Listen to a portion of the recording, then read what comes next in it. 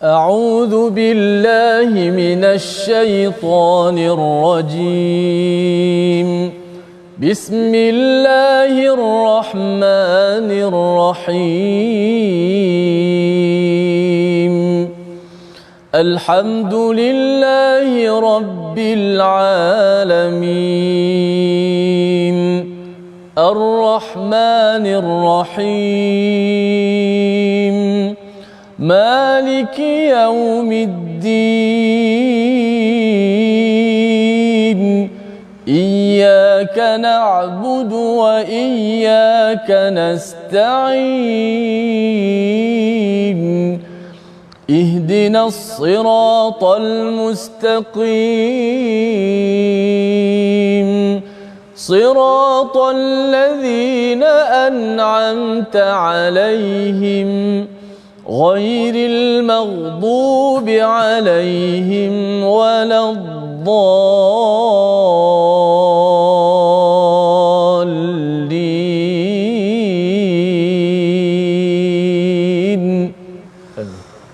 Alhamdulillahirabbil alamin wassalatu wassalamu ala asyrafil anbiya'i wal mursalin sayyidina Muhammadin wa ala alihi wa ashabihi ajma'in amma ba'd. Assalamualaikum warahmatullahi wabarakatuh. Apa khabar tuan-puan, ibu ayah, para sahabat Al-Quran, para penonton yang menyaksikan pada hari ini? Mudah-mudahan kita semua dirahmati oleh Allah dan dikurniakan kesihatan untuk kita terus mengaji, mempelajari Al-Quran dan bertadabbur dalam sesi My Quran Time kita pada hari ini. Seperti biasa, sebelum kita mulakan pengajian kita, mari sama-sama tuan-puan kita bacakan doa ringkas. Subhanaka la ilma lana illa ma 'allamtana innaka antal alimul hakim. Rabbi zidni ilma. Mudah-mudahan Allah Taala akan menambahkan lagi ilmu kita dalam pengajian kita, penerokaan kita terhadap isi kandung makna-makna Al-Quran. Baik, seperti biasa bersama dengan saya, tokoh yang tidak asing lagi, qari terkemuka, Syekhul Qari, ketua kepada seluruh qari, iaitu Ustaz Tirmizi kita. Apa khabar Ustaz? Masya-Allah. Nak terduduk saya dengar. Nak terduduk. Memang dah duduk. Tentu saya. Alhamdulillah saya. Sengaja saya puji Ustaz Tirmizi, kod-kod kalau Ustaz Tirmizi nak belanja saya ke. Baru nak sebut tadi. Baik, itu kita hari ini bersama insya-Allah, saya dengan Ustaz Tirmizi kita, qari kita yang akan berkongsi tentang ilmu-ilmu tajwid dan juga akan membacakan ayat-ayat Al-Quran yang mana kita pelajari pada hari ini, kesinambungan ataupun sambungan daripada kisah tentang Bani Nadir daripada suratul Hasyr, iaitu hari ini kita akan membaca dan meneroka pada halaman 546 daripada ayat yang keempat hingga ayat yang ke-9. Dan sebelum kita memulakan pengajian kita, seperti biasa, mari sama-sama kita perhatikan dahulu, kita teliti tentang sinopsis. Apakah pengajian yang akan kita lalui pada hari ini? Apakah sinopsisnya? Yang pertamanya daripada ayat yang keempat hingga ayat yang kelima, kita akan membincangkan tentang Bani Nadir yang ditimpa azab dan peristiwa penebangan pohon kurma semasa perang Bani Nadir tersebut. Manakala ayat yang ke-6 hingga ayat yang ke-8, kita akan membincangkan tentang harta fai. Apa itu harta fai dan golongan yang berhak menerimanya.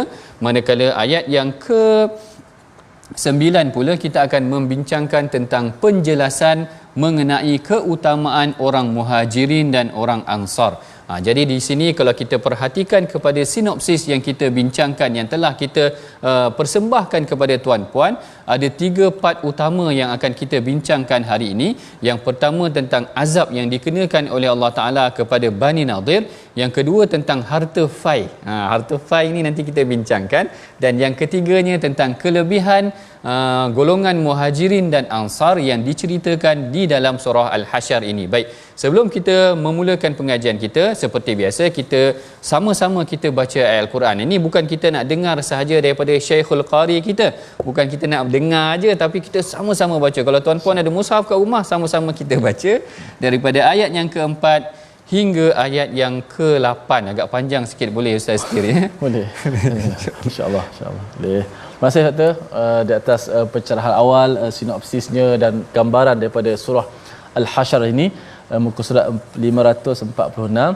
Jom sebagaimana saranan daripada Dr. Sanusi tadi, sama-sama kita baca daripada ayat keempat sehingga ayat ke-8 terlebih dahulu. Mudah-mudahan Allah Subhanahu Wa Taala permudahkan segala urusan kita pada hari ini insya-Allah. Jom kita mulakan dengan bayati ayat 4 hingga ayat yang ke-8. A'udzu billahi minasy syaithanir rajim. ذلك بأنهم شاقوا الله ورسوله ومن يشاق الله فإن الله شديد العقاب ما قطعتم من لينة أو تركتموها قائمة على أصولها فبإذن الله وليخزي الفاسقين وما أفاء الله على رسوله منهم فما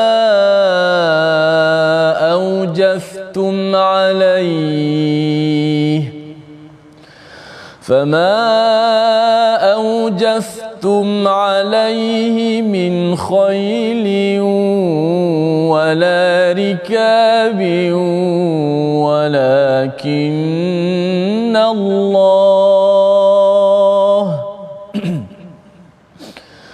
ولكن الله يسلط رسله على من يشاء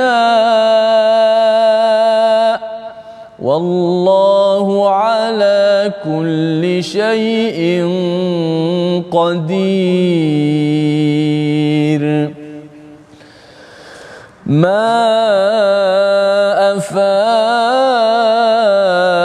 الله على رسوله من أهل القرى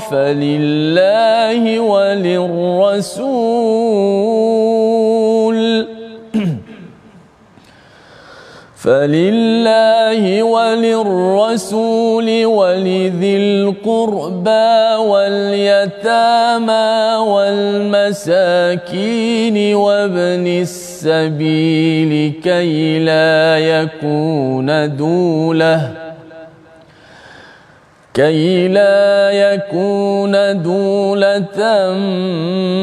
بين الأغنياء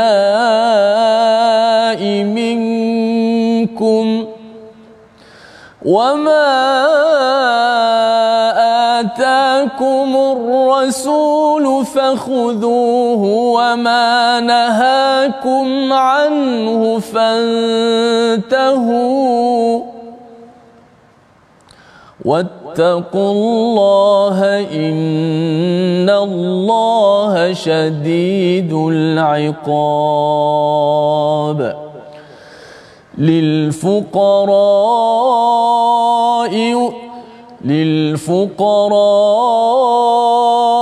المهاجرين الذين أخرجوا من ديارهم وأموالهم يبتغون فضلا من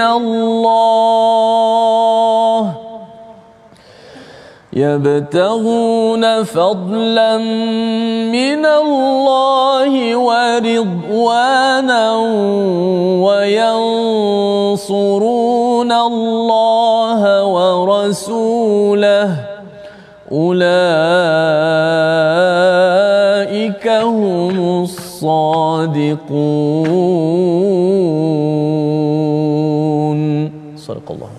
Sadaqallahul Azim. Dan pada ayat yang keempat Allah Ta'ala berfirman, mereka ditimpakan azab yang sedemikian kerana mereka menentang perintah Allah dan Rasulnya.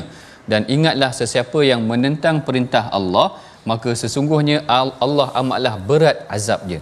Jadi pada ayat permulaan ayat yang keempat ini kesinambungan sebenarnya terhadap penceritaan mengenai tentang Bani Nadir, yang mana berlaku pengkhianatan yang telah kita bincangkan semalam, bagaimana Bani Nadir ini merancang untuk membunuh Rasulullah. Kemudian mereka merancang ataupun menyediakan komplot pakatan dengan kaum Quraisy untuk menyerang Rasulullah. Maknanya nak memberikan bantuan kepada kaum Quraisy. Macam tu juga ada pakatan yang dikatakan untuk menjemput Rasulullah dan mengenakan tindakan terhadap Rasulullah. Jadi ini adalah antara pakatan-pakatan perancangan jahat daripada Bani Nadir yang menyebabkan Rasulullah SAW mempersiapkan tenteranya untuk menghalau ataupun mengenakan tindakan terhadap Bani Nadir. Pada hakikatnya sebenarnya tuan-puan, ibu ayah yang dirahmati Allah sekalian, Rasulullah tak plan pun. Maknanya Rasulullah tak rancang pun untuk melaksanakan ataupun untuk berperang dengan Bani Nadir. Kerana baginda, siapa yang telusuri sirah baginda, kita akan ketahui bahawa peperangan Bani Nadir ini berlaku setelah berlakunya peristiwa Bi'ru Ma'unah. Maknanya sebelum tu, dalam perang Badar Rasulullah menang. Bila Rasulullah menang, berlakunya perang Bani Qainuqa, Rasulullah menang lagi. Tetapi bila berlakunya perang Uhud, dikatakan ditimpa kesusahan kepada Rasulullah tersebut, sehingga cedera Rasulullah, sahabat syahid, maknanya mereka kalah dalam Bi'ru Ma'unah. Dan peristiwa yang berlaku dengan Bani Mustalik itu ataupun peristiwa yang berlaku di antara selepas daripada perang Uhud itu adalah peristiwa yang menimpa umat Islam. Maknanya umat Islam berada dalam keadaan kekalahan ataupun berada dalam keadaan tekanan. Dan baginda tak merancang pun sebenarnya untuk mengenakan tekanan terhadap Bani Nadir, kerana kekuatan umat Islam ketika itu berada dalam tekanan yang bertubi-tubi. Tetapi inilah perancangan yang Allah Ta'ala berikan kepada umat Islam. Walaupun musuh merancang luar dan dalam, maknanya daripada luar Madinah ada perancangan orang-orang Mekah untuk menyerang Madinah. Daripada dalam Madinah sendiri, orang-orang Yahudi dan munafik berpakat untuk mengenakan Rasulullah. Jadi inilah tekanan ataupun inilah hikmah yang Allah Ta'ala tunjukkan kekuasaannya di dalam surah Hasyr ini, menceritakan Azizul Hakim. Hebatnya Allah Ta'ala, bagaimana keadaan yang tidak dirancang, Bani Nadir ini cuba melakukan pengkhianatan, lalu Rasulullah mengerahkan bala tenteranya untuk berkumpul dan mengepung Bani Nadir, kerana Bani Nadir ini dia berselindung di sebalik kubu-kubu mereka. Yang ni kita dah ceritakan bahawa kaum Yahudi ini mempunyai kubu-kubu mereka, mereka berselindung di balik kubu mereka. Lalu Allah Ta'ala kata ini azab yang dikenakan kepada mereka kerana mereka menentang Allah dan Rasulnya. Dzalika bi annahum syaqullaha wa rasulah. Ini kerana sesungguhnya mereka menentang Allah dan Rasul, lalu dikenakan tindakan terhadap mereka satu perkara yang tidak dirancang oleh Rasulullah, tetapi hikmahnya besar. Dalam ayat yang kelima ada sedikit cerita tentang potong pokok tamar. Yang ni agak menarik juga. Mungkin kalau siapa yang baca dan tidak tahu tentang background peperangan Bani Nadir, mungkin tak jelas. Kerana ayat yang kelima Allah Ta'ala kata, mana-mana jua pohon kurma kepunyaan musuh yang kamu tebang atau kamu biarkan tegak berdiri seperti keadaannya asal, maka itulah adalah atas keizinan Allah. Apa pula kaitannya tadi Bani Nadir tiba-tiba ayat yang kelima ni cerita tentang pokok tamar tu kena potong dan sebagainya? Rupanya ini berkaitan tentang kisah Bani Nadir itu sendiri. Kerana bila Rasulullah menyerang mereka, Rasulullah mengepung perkampungan Bani Nadir yang ada kubu-kubu ni, mereka menyorok dalam kubu mereka.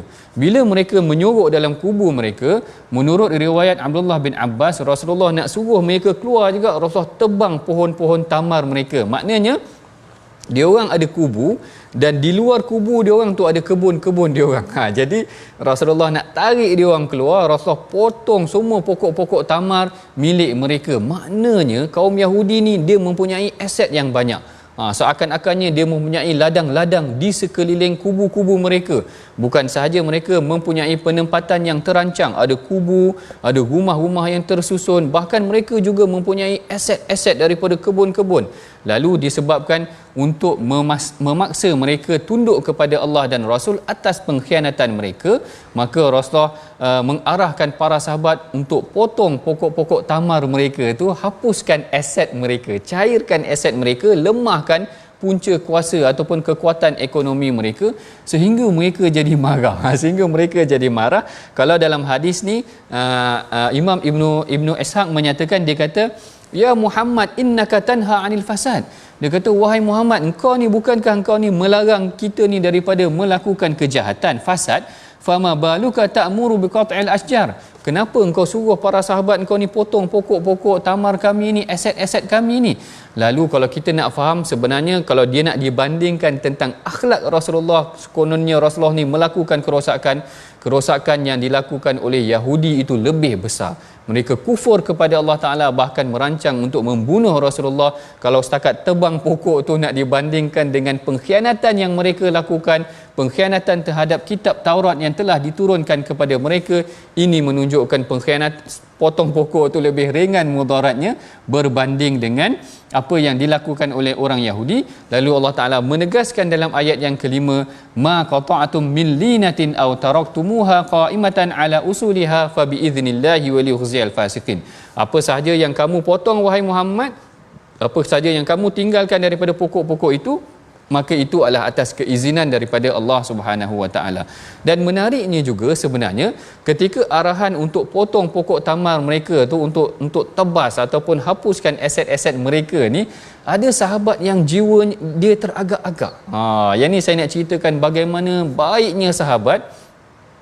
Walaupun Yahudi itu dah rancang untuk mengenakan tindakan terhadap Rasulullah ataupun rancang untuk menghapuskan umat Islam, sahabat boleh teragak-agak lagi. Dia kata, boleh ke potong pokok ni, boleh ke potong pokok ni. Maknanya mereka memang menghayati pendidikan yang diberikan oleh Rasulullah, iaitu kalau kita berperang, sebenarnya Rasulullah tak kasih potong pokok, tak kasih melakukan kerosakan, tapi dalam situasi ini kerana untuk mendesak kaum Yahudi ini tadi keluar daripada kubu mereka, maka Rasulullah sallallahu alaihi wasallam pun memerintahkan agar dihapuskan, dimusnahkan sebahagian daripada tanaman mereka agar mereka keluar. Akhirnya setelah berlakunya pengepungan selama 15 hari, akhirnya kaum Yahudi ini keluar daripada kubu mereka dan mereka menyerah kalah. Dan Rasulullah pun tak rancang nak serang mereka pun. Rasulullah tak rancang pun sebenarnya. Akhirnya, dan mereka pun, Yahudi pun sebenarnya tak rancang pun untuk bertembung ataupun untuk berperang dengan Rasulullah, tetapi kena hasut dek orang munafik. Sebab Abdullah bin Ubay sebelum perang ni dia kata, jangan kau keluar daripada kubu kau, kami akan bawa 2,000 tentera daripada kami. Orang munafik ni dia pandai laga-laga kan. Tapi bila dah bergaduh dia lari, dia tak join pun. Baling batu sorok tangan. Betul, baring batu sorok tangan, dia menyorok, dia pun tak join perang tersebut. Lalu tindakan yang kena teruk, yang kena orang kata kena scam lah. Kena orang kata kena tipulah dengan munafik ni tadi. Lalu Yahudi ni akhirnya dikeluarkan daripada Madinah atas pengkhianatan mereka. Mereka boleh bawa apa yang muat daripada muatan unta mereka. Maknanya Rasulullah bagi juga bawa harta mereka apa yang muat, tetapi Rasulullah tidak membenarkan mereka membawa senjata kerana bimbang bawaan senjata mereka itu tadi akan boleh mengenakan balik tindakan, kerana mereka lepas tu join balik perang dalam Bani Khaybar kalau tak silap saya. Maknanya mereka menyimpan dendam terhadap Rasulullah. Baik, ini mengenai tentang ayat yang keempat dan ayat yang kelima. Manakala ayat yang keenam dan ayat ketujuh menceritakan tentang harta fai. Apa itu harta fai? Baik, kalau dalam peperangan ada dua jenis harta rampasan. Harta rampasan yang pertama kita panggil ghanimah. Ghanimah ini adalah harta rampasan yang kita dah berperang, penat perang, akhirnya musuh kalah, kita pun ambil harta-harta mereka. Itu adalah harta yang kita dapati daripada peperangan tersebut. Maknanya kita telah menggunakan segala penat lelah kita untuk mendapatkan harta tersebut. Manakala harta fai pula, seperti mana yang disebutkan oleh Syekh Tantawi, iaitu harta yang diperolehi daripada peperangan yang tidak berlaku pertembungan. Maknanya nak berlaku perang tapi tak berlaku pertembungan, musuh lari, harta tersebut dinamakan harta fai. Dan pembahagian harta ghanimah dengan fai ni berbeza. Yang ni tuan-puan kena faham. Kalau harta ghanimah 4 bahagian, maknanya banyak bahagian akan diserahkan kepada kaum mujahidin kerana mereka telah berjihad dah. Mereka dah jihad susah-susah, jadi harta-harta ni mesti diserahkan kepada mereka. Ini disebutkan dalam suratul Anfal ketika mana berlakunya perang Badar. Allah Taala kata, wa'lamu annama ghanimtum min syai'in fa anna lillahi khumusahu wa lirrasul, iaitu harta yang kamu dapat daripada ghanimah 1/5 sahaja yang diberikan kepada Allah dan Rasul, walidhil qurba wal yatama wal masakin wa ibnis sabil. Maknanya 1/5 bagi kepada 5 golongan ini. Sedangkan harta fai ini, kalau kita tengok dalam ayat ini, wama afa Allah. Wama afa Allah ni maksudnya, dan harta yang kamu dapat berupa bentuk harta fai ini, maka semuanya kena diberikan kepada Allah dan Rasul berdasarkan susunan yang disebutkan daripada ayat yang ke-6 dan ke-7.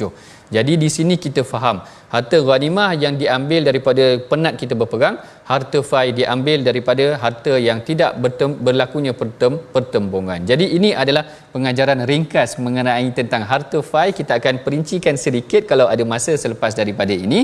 Kita akan masuk kepada sesi yang seterusnya, iaitu sesi mengenai tentang perkataan pilihan kita pada hari ini.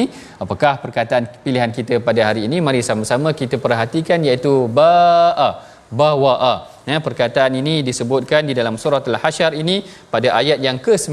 Walladzina tabawwa'ud dar, iaitu yang maksudnya menempati ataupun menduduki kembali, yang disebutkan sebanyak 17 kali di dalam Al-Quran. Bawa'a ataupun walladzina tabawwa'ud dar wal iman, iaitu orang-orang yang telah menempati Madinah dengan keimanan mereka. Yang ni sebenarnya ayat ke-9 ni nak menceritakan tentang dua golongan yang hebat, iaitu golongan Muhajirin dan golongan Ansar. Jadi dekat sini pada sesi yang pertama daripada ayat ke-4 hingga ayat ke-7, kita telah membincangkan tentang dua perkara penting. Yang pertama, bagaimana Allah Ta'ala mengenakan azab kepada kaum Bani Nadir itu tadi. Manakala yang keduanya adalah perbincangan mengenai tentang harta fai. Harta fai tidak sama dengan harta ghanimah.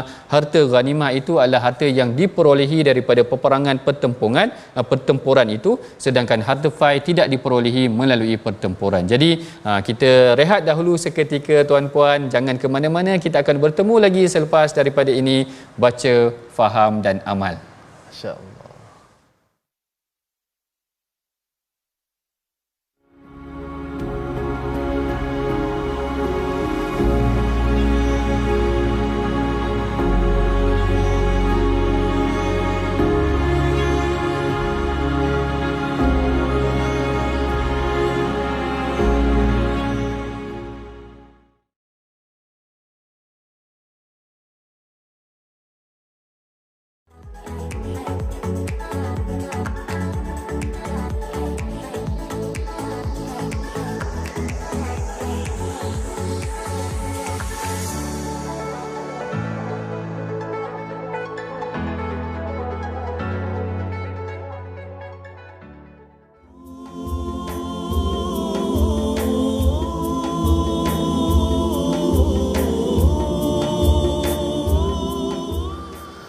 ربنا تقبل منا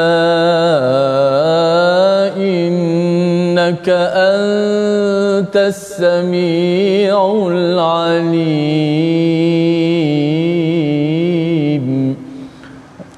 Ya Allah, Tuhan kami, terimalah segala amalan-amalan kami. Sesungguhnya Engkau-lah yang Maha mendengar lagi Maha mengetahui.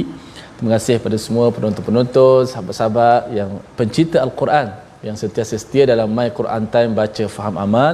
Maka alhamdulillah kita baru saja lepas menyambut hari raya Aidil Adha dan hari-hari besar, hari-hari tasyrik. Kita melakukan ibadat korban dan juga para jemaah haji kita yang berada di Mekah pada ketika ini.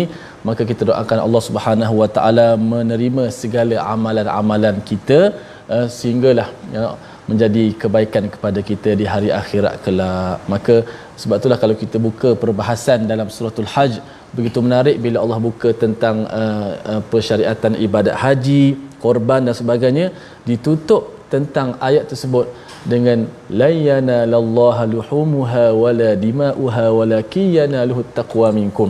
Tidaklah sampai kepada Allah daging ataupun darah, hadiah, tetapi yang sampai kepada Allah amalan yang benar-benar ikhlas berdasarkan takwa. Dan Allah tutup ayat tersebut wa basyiril muhsinin, dan berilah khabar gembira bagi orang-orang yang muhsinin. sentiasa berusaha memperbaiki amalan dia dan mencapai martabat ihsan, martabat yang tinggi dalam setiap ibadat yang kita lakukan. Mudah-mudahan Allah Taala berikan kepada kita kebaikan tersebut insya-Allah. Terima kasih kepada sahabat-sahabat semua. Sebelum kita nak meneruskan lagi, kali ini nampak relax sikit doktor, pasal tadi dah baca sampai ayat ke-8. Tinggal satu ayat lagi. Tak apa, saya boleh panjangkan sikitlah. Insya-Allah. Baik, kita ngaji sikit tajwid. Sebelum kita nak meneruskan lagi, kita lihat slide kita. Ma qata'tum min linatin aw taraktumuha qa'imah. Jelaskan sebutan perkataan. Saya nak fokus pada perkataan qata'tum. Ma qata'tum. Yang pertama sekali ada huruf qa pada kalimah qata'tum tadi tu. Kemudian ada ta yang bersifat dengan tebal. Qa, ta, dua huruf ni huruf yang bersifat dengan isti'la tebal. Kemudian ada huruf ain yang mati. Ada huruf ain yang mati selepas itu. Maka hati-hati jangan sampai huruf ain terpengaruh dengan huruf ta, disebut sebagai kesalahan terpengaruh dengan huruf sebelum ataupun selepas. Kalau kat sini mungkin ain boleh terpengaruh dengan ta. Macam mana? Ma qata'tum, qata'tum. Jadi ma qata'tum. Jadi ain itu tidak dilafazkan dengan di tempat yang sepatutnya dan juga dengan sifat ain yang nipis. Ma qata'tum. Mungkin boleh lihat sikit kepada sebutan yang saya nak sebut ini supaya nampak lebih jelas. Sahabat-sahabat penerbit mungkin boleh tutup slide ini supaya boleh fokus kepada sebutan ni. Ma qata'tum, qata'tum gitu. Jangan bersebut qata' gitu. Qata'tum jadi tak jelas. Ain tu mungkin jadi hamzah, mungkin sebab ditebalkan ain terpengaruh dengan ta, maka satu-satu. Ma qata' ma qata'tum, ma qata'tum, dan jaga-jaga tum selepas tu bukan huruf ta, tu. Jangan ma qata'tum, ditekan dua-dua, jadi dua-dua ta pula. Okey, ma qata'tum, 1 2 3. Ma qata'tum, jadi huruf ain tu dilepaskan dengan sifat. Huruf ain ni dia ada sifat tawassut, pertengahan. Suaranya tidaklah terlalu lepas dan tidaklah terlalu tertahan. Ma qata'tum, wallahu alam. Doktor sila. Terima kasih Ustaz Tirmizi atas perkongsian. Ni kadang-kadang penting juga kadang-kadang dah bunyi macam Melayu kotak-kotak macam tu je. Jadi betul lah maknanya apa yang kita pelajari pada hari ini, kita betulkan sebutan kita, mudah-mudahan taklah bunyi jadi bunyi Melayu kotak lah pula nanti jadinya. Jadi mudah-mudahan bacaan kita biar bertepatan seperti mana yang telah dipandukan, diajarkan oleh baginda Nabi melalui para sahabat dan akhirnya sampai kepada kita melalui para qari kita, para ilmuwan kita yang mengajarkan kita tentang pengajian, ilmu tajwid dan juga ilmu sebutan bacaan Al-Quran ini tadi. Baik, kalau kita tengok tadi dalam sesi yang awal tadi kita dah bincangkan dua perkara yang penting. Yang pertama mengenai tentang azab yang dikenakan oleh Allah Ta'ala kepada Bani Nadir, dan yang keduanya mengenai tentang harta fai, iaitu harta yang diperolehi bukan melalui pertempuran. Maknanya bila Rasulullah dah kepung Bani Nadir, mereka mengaku kalah, mereka nak melakukan perjanjian damai, akhirnya mereka beredar sendiri sahaja, mereka lari ke negeri Syam. Mereka lari ke negeri Syam dan daripada situ dikatakan dapat banyak harta rampasan ataupun harta-harta fai ini tadi, daripada tanah, daripada ternakan dan juga baju besi, senjata, pedang dan sebagainya. Tengok kalau kita tengok daripada harta fai Bani Nadir ini, bukan sahaja mereka memiliki aset ekonomi itu tadi, maknanya agriculture-nya mereka ada dari aspek tanaman, tamar dan sebagainya, dari aspek perindustrian ataupun besi itu tadi dikatakan dikumpulkan baju besi yang banyak, senjata-senjata pedang yang banyak dan juga beberapa peralatan yang lain, menunjukkan mereka punya persiapan sangat kemas. Di sinilah menunjukkan bagaimana sebenarnya ada monopoli ataupun ada penguasaan yang boleh juga kita pelajari daripada sikap Yahudi ini membangunkan bangsa mereka dengan segala kelengkapan yang ada daripada mereka. Macam kalau tengok tadi daripada kubu mereka tu ada tamar dan sebagainya, macam mereka menghasilkan tanaman mereka sendiri, ada food security dia, maknanya dia menyediakan tanaman buat negara ataupun bangsa mereka, kaum mereka. Kita mungkin boleh belajar juga daripada Bani Nadir ini tadi. Lalu Allah Taala memerintahkan agar harta fai ini diberikan, ma'afa Allahu ala rasulihi min ahlil qura falillahi walir rasul walidhil qurba wal yatama wal masakin wabnis sabil. Iaitu Allah Ta'ala bagikan kepada 5 golongan yang perlu diberikan harta fai ini, iaitu kepada Allah dan Rasul, daripada ahli keluarganya, lidzil qurba wal yatama, daripada anak yatim, wal masakin, daripada orang-orang miskin, dan wabnis sabil, dan orang dalam perjalanan. Jadi ada 5 golongan ni tadi. Kalau ghanimah, 5 golongan ni hanya dapat 1/5 sahaja bahagian daripada ghanimah. Tetapi kalau fai mereka dapat semua. Mujahidin yang bergerak tu tadi tidak dapat pembahagian daripada itu kerana mereka tidak berlaku pun pertempuran dalam peperangan tersebut. Baik, seterusnya kita akan bincangkan pada 2 ayat yang terakhir daripada halaman 546 ini, iaitu pada ayat yang ke-8 dan ayat yang ke-9, yang mana ia akan menceritakan tentang kelebihan kaum Muhajirin dan Ansar. Dan seperti biasa, sebelum kita mulakan pengajian kita, kita tilawah dahulu, kita baca dahulu, yatlu alaihim ayatihi, kita baca dahulu bersama dengan Syekhul Qari kita, ketua pada Qari kita ini, iaitu bermula daripada ayat 8 hingga ayat yang ke-9, dipimpin oleh Ustaz Tirmizi kita. Silakan Ustaz. Masya-Allah. Terima kasih pada Dr. Ahmad Sanusi, masya-Allah, penerangan yang begitu jelas kepada kita semua, tadabbur daripada setiap ayat yang telah kita baca. Sekarang tibalah ayat yang ke-9, ayat terakhir pada muka surat 546 ni. Jom sama-sama kita baca pada ayat ini, walaupun satu ayat saja tapi dia dekat dengan 4 baris juga. Sangat menarik ayat ini untuk sama-sama kita tadabbur sebentar nanti, insya-Allah. Jom sama-sama kita baca dengan maqam ras, insya-Allah.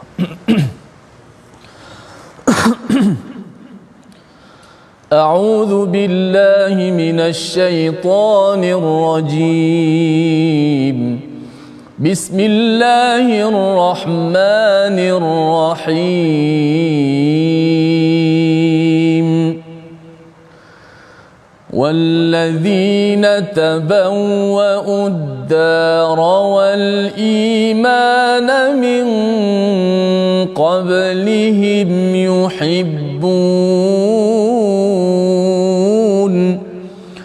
يحبون من هاجر إليهم ولا يجدون في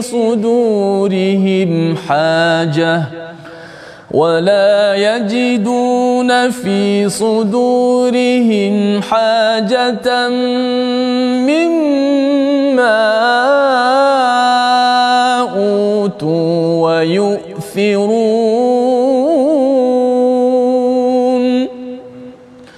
ويؤثرون على أنفسهم ولو كان بهم خصاصة ومن يوق شح نفسه فأولئك هم المفلحون ومن يوق شح نفسه فأولئك هم المفلحون. Sadaqallahul azim. Sadaqallahul azim. Dan Allah Ta'ala berfirman pada ayat yang ke-8, pemberian itu hendaklah diperuntukkan kepada orang-orang yang miskin yang berhijrah keluar akibat diusir dari kampung halaman mereka dan harta bendanya kerana berpegang teguh kepada ajaran Islam untuk mencari keredaan Allah serta menolong agama Allah dan Rasulnya. Mereka itulah orang-orang yang benar imannya dan amalannya. Masya Allah, ayat yang ke-8 dan ayat yang ke-9 ini sebenarnya menceritakan tentang kehebatan 2 golongan manusia yang disebutkan banyak kali di dalam Al-Quran, iaitu golongan Muhajirin dan Ansar, yang mana kalau tuan-puan, ibu ayah perhatikan pada ayat yang ke-8, Allah Ta'ala menceritakan tentang golongan-golongan yang fakir, lil fuqara'il muhajirin alladhina ukhriju min diyarihim, iaitu harta-harta yang telah diberikan daripada Allah tersebut tadi, yang telah diambil daripada harta fai tadi, bolehlah pemberian tersebut diagihkan juga kepada kaum fakir miskin yang terdiri daripada golongan muhajirin ini tadi. Dan kalau tuan-puan baca tentang sejarah golongan muhajirin ini, bukan semua dalam kalangan mereka yang senang. Bahkan mereka datang sehelai sepinggang. Maknanya tidak mempunyai apa-apa, kerana kalau kita ikutkan sejarah perjalanan mereka, sekalipun mereka adalah golongan yang mungkin mewah ketika mana berada di Mekah, tetapi apabila sampai di Madinah, mereka berada dalam keadaan yang sangat menyedihkan kerana tidak mempunyai harta. Siapa contoh-contoh mereka ini, golongan muhajirin? Antaranya kalau kita boleh tengok seperti mana yang selalu saya ceritakan mengenai tentang Saidina Mus'ab bin Umair. Saidina Mus'ab bin Umar, seorang yang dikategorikan oleh Rasulullah sebagai orang yang mewah ketika mana berada di Makkah. Apa sahaja minyak wangi yang baru yang sampai di Makkah, Mus'ab antara orang yang terawal yang akan memilikinya. Bahkan dia adalah berasal daripada keluarga yang mewah. Tetapi apabila sampai di Madinah, Rasulullah pernah duduk dalam satu masjid dan melihat Mus'ab memakai pakaian yang bertampal. Allahu Akbar, sehingga Rasulullah merasa terasa hatinya rasa terusik melihat kepada Mus'ab tadi yang berada, maknanya pakaian dia bertampal. Maknanya Rasulullah ni merasakan ini adalah lelaki yang telah mengorbankan di Madinah dah. Di Madinah masa itu Mekah sendiri. dulu bukan orang kaya. Masya-Allah, waktu kat Mekah ni kira orang kata influencer, maknanya orang yang berpakaian yang cantik-cantik macam tulah. Tetapi di Madinah tidak mempunyai pakaian yang cukup buat diri dia. Bahkan kalau Ustaz Tirmizi selalu dengar yang ketika mana dia meninggal, kain kafan dia tak cukup. Allahu Akbar. Tuan-puan bayangkan, maknanya tutup kaki nampak kepala, tutup kepala nampak kaki, sehingga Rasulullah menangis. Ini golongan muhajirin yang disebutkan oleh Allah Ta'ala dalam Quran, lil fuqara'il muhajirin alladhina ukhriju. Mereka yang telah dikeluarkan daripada negeri mereka dengan harta-harta mereka ditinggalkan. Contoh pertama kita tengok tadi daripada Mus'ab bin Umair, seorang sahabat yang dijadikan oleh Rasulullah sebagai duta untuk mendidik Al-Quran kepada penduduk Madinah, walaupun beliau mempunyai kedudukan yang hebat ketika mana berada di Mekah. Bila sampai di Madinah, beliau mempunyai, maknanya tidak mempunyai harta yang cukup seperti mana berada di Mekah dahulu. Dan kalau kita tengok juga macam Ummu Salamah, Sayyidatina Ummu Salamah, kisah hijrah dia sangat sadis. Saya kira kisah hijrah dia sangat sadis kerana Ummu Salamah dengan Abu Salamah ini adalah daripada keluarga yang hebat, iaitu daripada Bani Makhzum. Bani Makhzum ni tuan-puan adalah Bani Abu Jahal. Maknanya keluarga yang mempunyai kedudukan. Abu Jahal ni mempunyai kedudukan. Dia dipanggil sebagai Abul Hakam, orang yang bijaksana di sisi kaum dia. Tetapi bila mana Ummu Salamah ni dia nak berhijrah, dia berhijrah 3 orang. Iaitu dia berhijrah dengan dia, Ummu Salamah, suaminya Abu Salamah dan anaknya Salamah. 3 orang berhijrah sekali. Apabila mereka nak keluar daripada Makkah, keluarga kepada Ummu Salamah datang berjumpa dengan Abu Salamah, suami dia. Dia kata, macam mana kau nak keluarkan anak kami ni daripada kawasan yang telah kita duduki ni sebagainya. Lalu dirampasnya Ummu Salamah, dan Salamah ni tadi tinggallah suaminya sahaja. Abu Salamah berhijrah seorang diri ke Makkah. Berjalan kaki sejauh 500 lebih kilometer tuan-puan untuk berhijrah, berjumpa ataupun atas arahan Rasulullah sallallahu alaihi wasallam. Kemudian yang lebih sadis lagi, apabila Ummu Salamah duduk dengan anaknya, datang pula keluarga suaminya di Mekah, ambil pula anak dia. Dia kata, mana boleh anak ni duduk dengan kau, suami dia dah keluar ke Madinah tu tadi. Lalu diambil pula anaknya. Jadi Ummu Salamah ni terpisah 3. Suaminya pergi ke Makkah, anaknya diambil oleh keluarga suaminya, dan dia keseorangan sendiri. Masya Allah, ini pengorbanan yang dilakukan oleh para sahabat nak berhijrah sehingga dipecah-pecahkan keluarga mereka. Sehinggalah Ummu Salamah ini, apabila keluarga Abu Salamah rasa kesian, dia pulangkan balik anak Ummu Salamah ni, dan akhirnya Ummu Salamah berjalan yang kita sebutkan tadi sejauh hampir 500 ataupun 500 lebih kilometer bersama ditemani dengan Uthman bin Talhah kalau tak silap saya, berjalan menuju untuk bertemu dengan Rasulullah dan hidup di Madinah itu tadi, melangsungkan kehidupan mereka di Madinah tersebut. Bayangkan maknanya kesukaran yang dihadapi oleh para sahabat. Begitu juga dengan Suhaib Ar-Rumi. Suhaib Ar-Rumi, Saidina Suhaib Ar-Rumi ni sama juga. Ketika mana beliau ni sampai di Makkah, beliau tidak mempunyai harta, tetapi beliau berniaga, kehebatan beliau berniaga, akhirnya beliau menjadi kaya ataupun mempunyai harta. Dan bila mana nak keluar daripada Makkah, orang Makkah tahan. Orang Mekah buat macam buat tol lah, buat tol. Dia kata, mana boleh, dulu kau datang ke Mekah ni dulu tak ada harta apa sangat, Sekarang ni kau nak keluar Mekah, kau nak bawa harta kau, tinggalkan semua harta kau. Boleh pula dia buat macam tu Ustaz. Dia boleh tahan pula di situ harta-harta yang dimiliki oleh para sahabat sedemikian. Ini kesukaran yang mereka hadapi. Mereka datang ke Madinah dengan tidak membawa sebarang harta. Jadi tuan-puan, kita boleh fahamlah bagaimana kesukaran yang dilalui oleh mereka tidak mempunyai harta. Bayangkan macam kita, kalau kita ni seolah-olahnya seperti melarikan diri daripada satu negeri ke satu negeri dengan tidak membawa sebarang bekalan. Macam mana kita nak survive? Kita terpaksa hidup susah. Mula-mula mungkin kita terpaksa minta bantuan orang dahulu dan sebagainya, macam mana yang diberikan oleh para sahabat Ansar.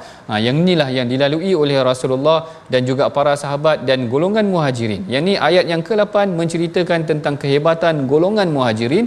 Allah Taala kata lil fuqara'il muhajirin alladzina ukhriju. Sifat pertama mereka ni dihalau keluar daripada negeri mereka dan ditinggalkan harta-harta mereka, tetapi kelebihan mereka adalah yabtaghuna fadlan minallahi wa ridwana. Mereka mencari kemuliaan, kurniaan daripada Allah Taala dan juga keridaan Allah. Dua perkara penting dalam kehidupan kita yang perlu kita cari. Yang pertama adalah fadlan, kemuliaan yang Allah Taala akan kurniakan kepada kita.